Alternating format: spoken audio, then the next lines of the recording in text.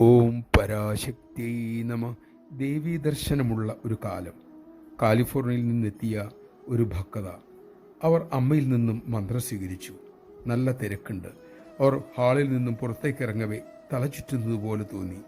വഴുതി വീഴുന്നതിന് മുമ്പ് അവരുടെ സുഹൃത്ത് താങ്ങിപ്പിടിച്ച് ഒരു കസേരയിലിരുത്തി. താമസിയാതെ നേഴ്സ് വന്നു, സഹായിക്കാൻ തുടങ്ങി. അവരെ അടുത്തുള്ള കോട്ടയിൽ കൊണ്ടുപോയി കിടത്തുകയും ചെയ്തു. കുറച്ചു കഴിഞ്ഞപ്പോൾ ഒരു ഡോക്ടർ എത്തി, പരിശോധിച്ചു.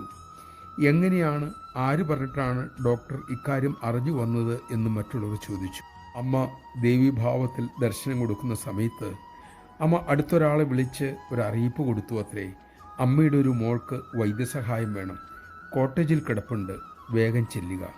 നമഃശിവായ. അമ്മ തന്നെ നമ്മളോട് പറഞ്ഞിട്ടുണ്ട്, മക്കളെ, എണ്ണമറ്റ തലമുടിയിൽ നിന്നും ഒരെണ്ണത്തിൽ പിടിച്ചു വലിച്ചാലും നാം അതറിയില്ലേ. അതുപോലെ അമ്മയുടെ ഓരോ മക്കളുടെ കാര്യവും അമ്മ അപ്പോഴപ്പോൾ തന്നെ അറിയുന്നുണ്ട്. നിങ്ങളെല്ലാം അമ്മയിലുണ്ട് മക്കളെ. അമ്മ അരുളിയ ഈ പരമസത്യം ഉൾക്കൊള്ളാൻ നമുക്ക് കഴിയട്ടെ.